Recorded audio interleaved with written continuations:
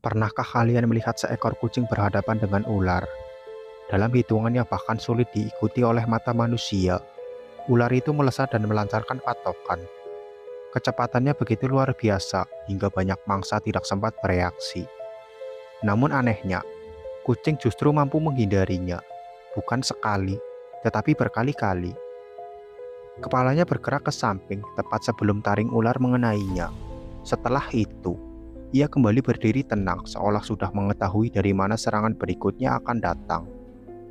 Jika adegan itu diputar dalam gerakan lambat, barulah kita menyadari betapa luar biasanya kemampuan seekor kucing. Gerakannya begitu presisi, cepat, dan hampir tanpa kesalahan. Rasanya mustahil seekor hewan bisa bereaksi secepat itu. Lalu muncul sebuah pertanyaan. Apa sebenarnya yang membuat kucing memiliki refleks luar biasa? Apakah mereka memang lebih cerdas daripada hewan lain? Atau ada sesuatu di dalam tubuh mereka yang bekerja jauh lebih cepat daripada tubuh manusia? Yang lebih membingungkannya lagi, jika refleks kucing memang sehebat itu, mengapa kita masih sering melihat kucing tertabrak kendaraan saat menyeberang jalan? Bukankah seharusnya mereka mampu menghindari mobil semudah mereka menghindari patokan ular? Jawabannya ternyata jauh lebih menarik daripada yang kita bayangkan. Jadi, siapkan diri kalian, karena semakin dalam kita membahas, semakin terasa dunia yang kita tempati ternyata jauh lebih aneh daripada yang kita bayangkan.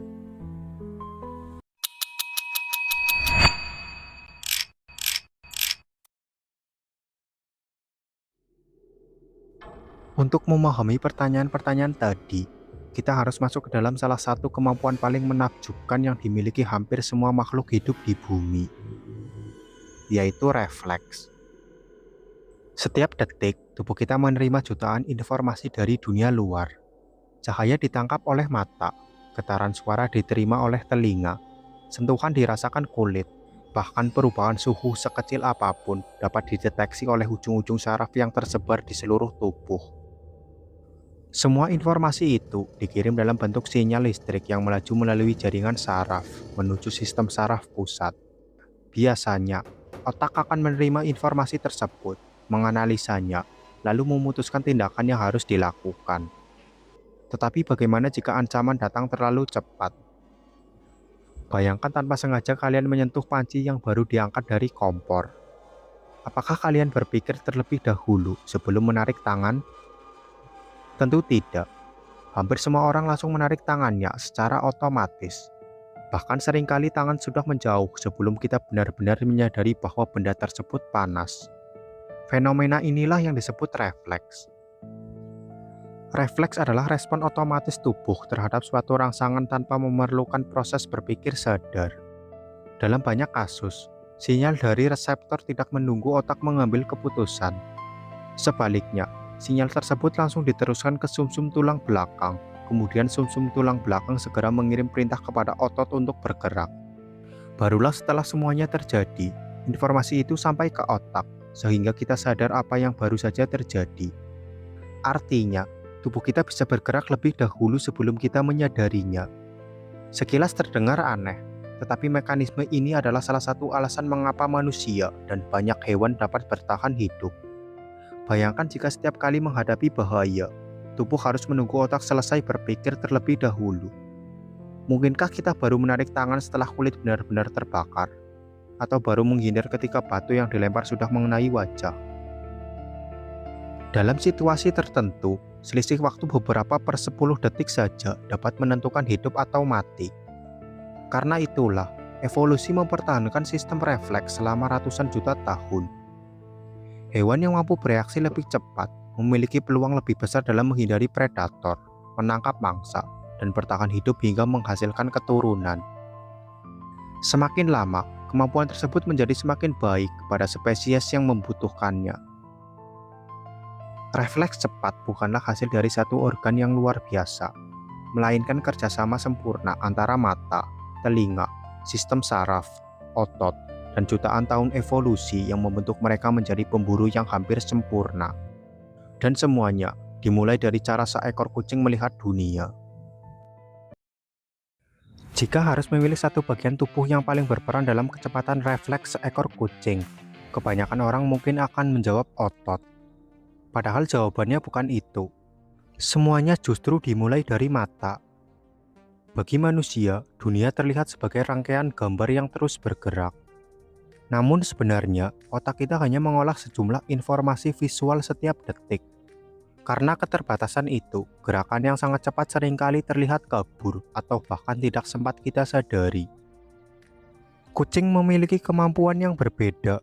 Mata mereka jauh lebih peka terhadap gerakan kecil. Bahkan pergerakan yang nyaris tidak terlihat oleh mata manusia tetap terdeteksi oleh penglihatan mereka. Kemampuan ini merupakan hasil dari jutaan tahun evolusi sebagai pemburu. Di alam liar, kehilangan satu gerakan kecil saja bisa berarti kehilangan kesempatan mendapatkan makanan atau justru menjadi mangsa. Tetapi, melihat gerakan saja tidak cukup.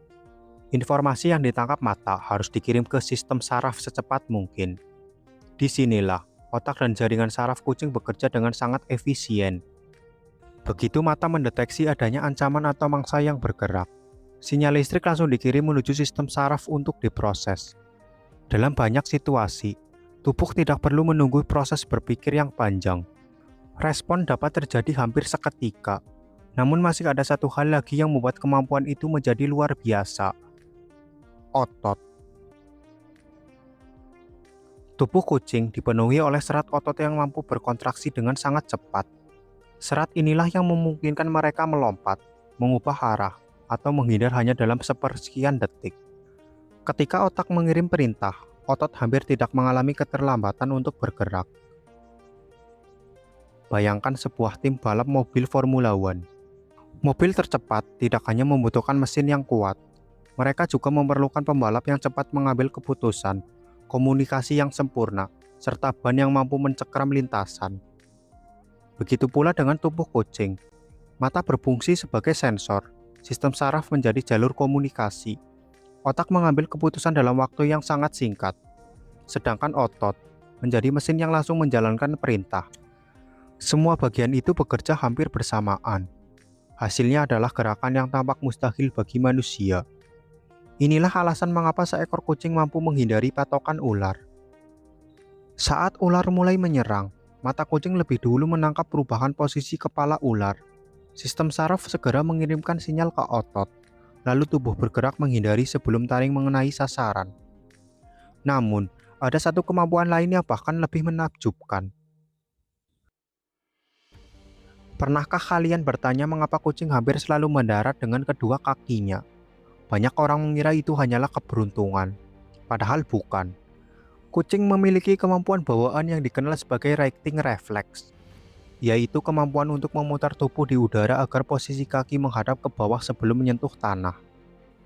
Saat seekor kucing terjatuh, telinga bagian dalam langsung mendeteksi arah gravitasi.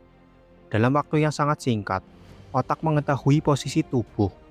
Setelah itu, kepala diputar terlebih dahulu, diikuti tulang belakang yang sangat lentur. Lalu kaki depan dan kaki belakang bergerak secara berurutan hingga seluruh tubuh kembali menghadap ke bawah. Semuanya terjadi hanya dalam sekejap. Karena itulah, kita sering melihat kucing jatuh dari ketinggian dan tetap berhasil mendarat dengan posisi yang benar. Namun perlu diingat, kemampuan ini bukan berarti kucing kebal terhadap cedera.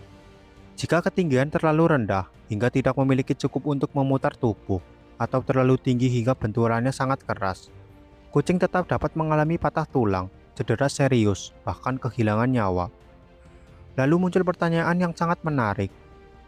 Jika refleks kucing begitu luar biasa, mengapa mereka masih bisa tertabrak mobil? Bukankah mobil jauh lebih besar daripada ular? Jawabannya terletak pada perbedaan antara bereaksi dan mengambil keputusan.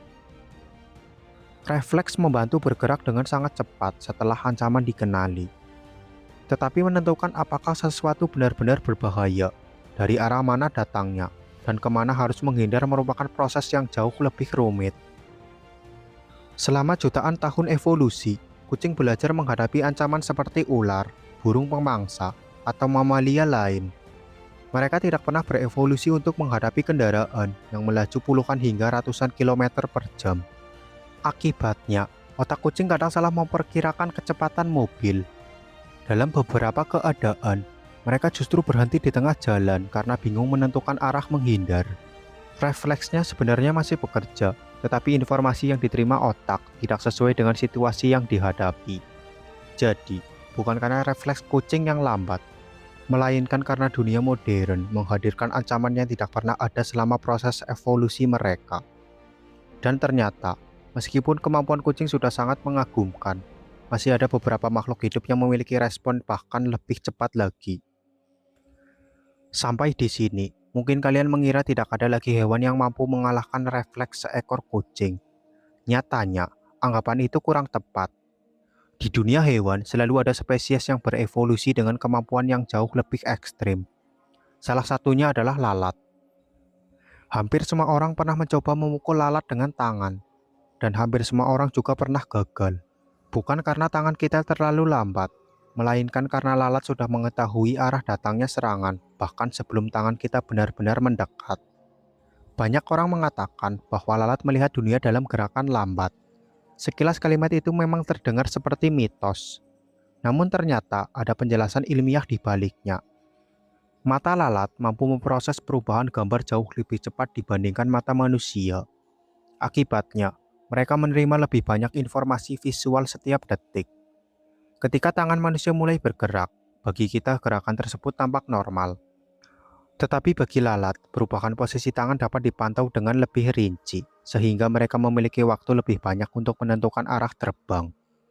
Perlu dipahami, waktu sebenarnya tidak melambat bagi lalat. Yang berbeda adalah kecepatan otaknya dalam memproses informasi visual. Karena itulah mereka hampir selalu berhasil lolos. Selain lalat, ada pula capung. Capung dikenal sebagai salah satu pemburu udara paling sukses di dunia. Mereka mampu menghitung arah gerakan mangsa sambil terus terbang dengan kecepatan tinggi. Bahkan penelitian menunjukkan tingkat keberhasilan capung saat menangkap mangsa bisa mencapai lebih dari 90-95%. Di lautan, ada hewan yang lebih luar biasa lagi, udang mantis.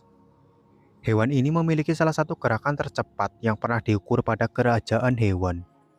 Pukulannya berlangsung sangat cepat hingga menghasilkan gelembung kavitasi di dalam air.